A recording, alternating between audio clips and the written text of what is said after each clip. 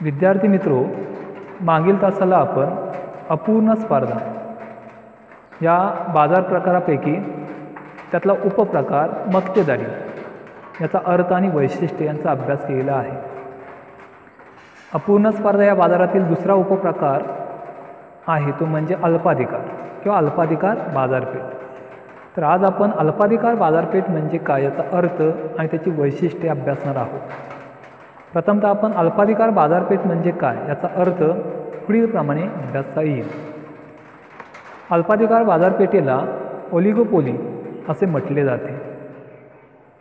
Oligopoly या शब्दाची उत्पत्ती ग्रीक भाषेतील ओलिगो म्हणजे अल्पसंख्य आणि पोलिस म्हणजे विक्रेता या शब्दापासून झालेले आहे.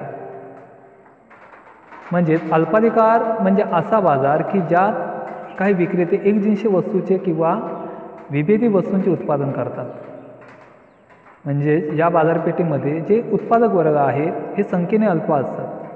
जरी संख्येने अल्प असले तरी काही वेळेला ते एकजिनसी वस्तूंचं उत्पादन करतात किंवा विभेदी वस्तूंचं उत्पादन करतात आणि वस्तूंची विक्री करतात. या बाजारपेठेमध्ये विक्रेत्यांची संख्या अल्प असल्याकारणाने या उत्पादन संस्थांमध्ये तीव्र स्पर्धा लागलेली असते. एका उत्पादन संस्थेच्या बदलाचा परिणाम दुसऱ्या उत्पादन संस्थेवरती झालेला दिसून येतो. म्हणजेच एका उत्पादन संस्थेने वस्तूची किंमत जर कमी केली तर दुसऱ्या उत्पादन संस्थेला देखील त्याप्रमाणे वस्तूची किंमत कमी करावी लागते. अन्यथा या दुसऱ्या उत्पादन संस्थेने उत्पादित केलेल्या वस्तू आहेत त्या विकल्या जाणार नाहीत. अल्पाधिकार बाजारपेठेमध्ये उत्पादन संस्थांची संख्या अल्प असते. उदाहरणार्थ मोबाईल सेवा पुरवणे. तर मोबाईल सेवा पुरवणाऱ्या अनेक विविध कंपन्या आहेत. त्यामध्ये जिओ, एअरटेल, आयडिया, BSNL अशा काही दूरध्वनीची सेवा पुरवणाऱ्या कंपन्या आहेत की यांची संख्या अल्प आहे. तशाच पद्धतीने सिमेंट कंपन्या देखील संख्येने अल्प असलेल्या आढळून येतात. यामध्ये ACC, Ambuja cement, UltraTech cement यासारख्या संख्येने अल्प असणाऱ्या सिमेंट कंपन्या आहेत. म्हणजेच अल्पाधिकार बाजारपेठेमध्ये उत्पादन संस्था आहेत. या उत्पादन संस्थांची संख्या अल्प असते. काही उत्पादन संस्था या बाजारपेठेमध्ये असतात आणि काही उत्पादन संस्था या बाजारपेठेमध्ये असल्याकारणाने या उत्पादन संस्थांमध्ये तीव्र स्पर्धा लागलेली असते. प्रत्येक उत्पादन संस्था आपली वस्तू विकली जावी त्यासाठी जाहिरात करते आणि जाहिरातीच्या माध्यमातून ग्राहक वर्ग आहे या ग्राहकांना आकर्षित करण्याचा प्रयत्न करते आणि हे आकर्षित करण्यासाठी विविध सवलती किंवा सूट ग्राहक वर्गाला उपलब्ध करून दिली जाते.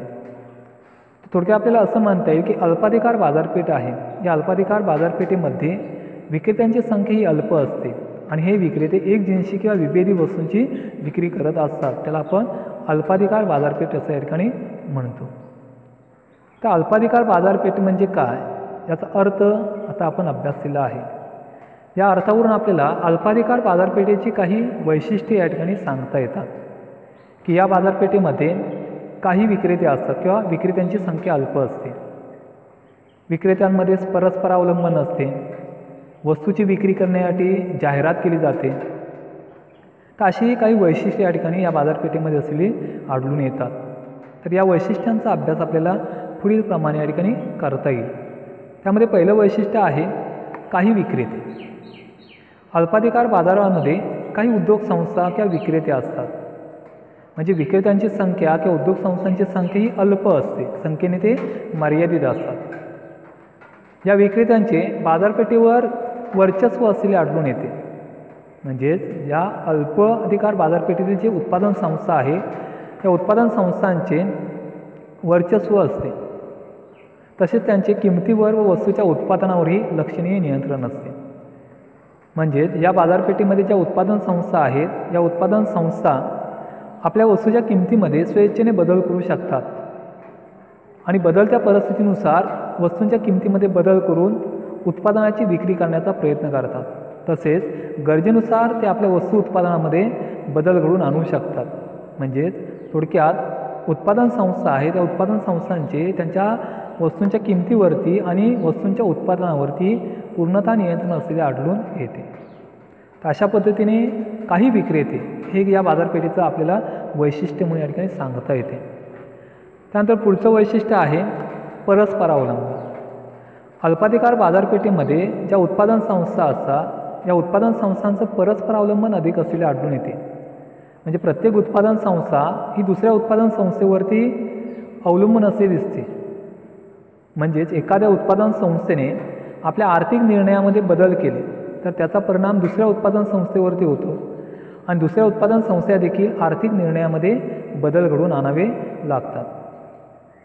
प्रतिस्पर्धकाने घेतलेल्या कोणत्याही निर्णयाच्या बाबतीत विक्रेत्यांना दक्ष राहावे लागते. या बाजारात काही विक्रेते असल्यामुळे एखाद्या उद्योग संस्थेने वस्तूच्या किमतीत बदल केल्यास इतर उद्योग संस्थांना स्पर्धेत टिकून राहण्यासाठी त्यांच्याशी जुळवून घ्यावे लागते. या बाजारपेठेमध्ये विक्रेत्यांची संख्या अल्प असल्याकारणाने परस्पर अवलंबन आपल्याला जास्त असलेले आढळून येते. एखाद्या उत्पादन संस्थेने वस्तूची किंमत कमी केली तर त्याचा परिणाम म्हणून दुसऱ्या उत्पादन संस्थेला देखील वस्तूची किंमत कमी करावी लागते. अन्यथा त्या उत्पादन संस्थेने जर किंमत कमी केली नाही तर त्या उत्पादन संस्थेच्या वस्तू बाजारपेठेमध्ये विकल्या जाणार नाहीत. म्हणजे थोडक्यात आपल्याला अल्पाधिकार बाजारपेठेमध्ये किंमत स्पर्धा असलेली आपल्याला आढळून येते. म्हणजे एका उत्पादन संस्थेने किंमत कमी केल्यास दुसऱ्या उत्पादन संस्थेला देखील किंमत कमी करणं भाग पडते. आणि म्हणून परस्परावलंबन हे देखील या बाजाराचं एक महत्त्वाचं वैशिष्ट्य सांगितले जाते. पुढचं वैशिष्ट्य आहे जाहिरात. अल्पाधिकार बाजारपेठेमध्ये विक्रेत्यांची संख्या अल्प असते. म्हणजे काही विक्रेतेच किंवा उत्पादन संस्था या बाजारपेठेमध्ये उत्पादन कार्य करून वस्तूंची विक्री करत असतात आणि त्यामुळे या विक्रेत्यांना किंवा उत्पादकांना आपल्या वस्तूची जास्तीत जास्त विक्री व्हावी यासाठी जाहिरात करावी लागते. आणि म्हणून अल्पाधिकार बाजारात जाहिरात हे प्रभावी साधन मानले जाते. अल्पाधिकारात उद्योग संस्था जास्तीत जास्त बाजारपेठ काबीज करण्याच्या उद्देशाने आक्रमक व आकर्षक जाहिराती करण्याचा प्रयत्न करतात आणि जाहिराती करून ग्राहक वर्ग आपल्याकडे कसा खेचला जाईल आणि आपली वस्तू जास्तीत जास्त कशी विकली जाईल या दृष्टिकोनातून प्रयत्न करत असलेले आढळून येतात. तर ही जाहिरात विविध माध्यमातून केली जाते. त्यामध्ये वर्तमानपत्र असतील, दूरदर्शन, रेडिओ, बॅनर अशा विविध माध्यमातून जाहिरात करून ग्राहक वर्ग स्वतःकडे खेचण्याचा प्रयत्न केला जातो. जाहिरात करण्याबरोबरच ग्राहक वर्गाला विविध आकर्षक भेटवस्तू किंवा सवलती देखील त्यांना उपलब्ध करून दिल्या जातात. तर अशा पद्धतीने जाहिरात हे देखील त्यामुळे एक त्याचं वैशिष्ट्य मानले जाते. पुढचे वैशिष्ट्य आहे प्रवेशावर निर्बंध. अल्पाधिकार बाजारपेठेमध्ये प्रवेशावरती निर्बंध घातले जातात. कंपन्या जेव्हा पाहिजे तेव्हा सहजपणे उद्योगातून बाहेर पडू शकतात. परंतु एखाद्या नवीन कंपनीला किंवा उत्पादन संस्थेला बाजारपेठेमध्ये प्रवेश करायचा असेल तर अनेक अडचणींना तोंड द्यावे लागते. जसे की सरकारी परवाने, पेटंट इत्यादीसारखे अडथळे असतात. या अडचणींना तोंड देऊन नवीन उत्पादन संस्थेला प्रवेश घेण्याचा प्रयत्न करावा लागतो. शक्यतो अल्पाधिकार बाजारपेठेमध्ये नवीन उत्पादन संस्थेला विविध अडचणी किंवा अडथळे घालून कायदेशीर, आर्थिक, नैसर्गिक, तांत्रिक बंधने घालून या बाजारपेठेमध्ये प्रवेश करण्यास नकार दिला जातो.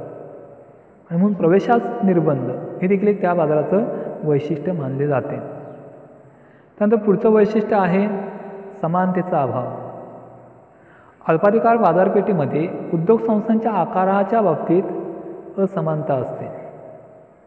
म्हणजेच अल्पाधिकार बाजारपेठेमध्ये काही उद्योग संस्था या आकाराने लहान तर काही उद्योग संस्था या आकाराने मोठ्या असलेल्या आढळून येतात. आणि म्हणून समानतेचा अभाव हे देखील एक त्या बाजाराचं वैशिष्ट्य मानले जाते. त्यानंतर पुढचं वैशिष्ट्य आहे अनिश्चितता. अल्पाधिकार बाजारपेठेमध्ये विक्रेत्यांची संख्या अल्प असते आणि विक्रेत्यांची संख्या अल्प असल्याकारणाने या विक्रेत्या वर्गांमध्ये परस्परावलंबन जास्त असते आणि परस्परावलंबनामुळे या बाजारपेठेमध्ये अनिश्चिततेचं प्रमाण वाढलेलं आढळून येते. या बाजारात लक्षणीय किंवा विचारात घेण्याइतपत अनिश्चितता असते. कारण या बाजारात उत्पादकाच्या वर्तनाचे स्वरूप विविध प्रकारचे असते. प्रतिस्पर्धी उद्दिष्टांच्या बाबतीत एकमेकांशी हातमिळवणी करून एकमेकांना सहकार्य करू शकतात.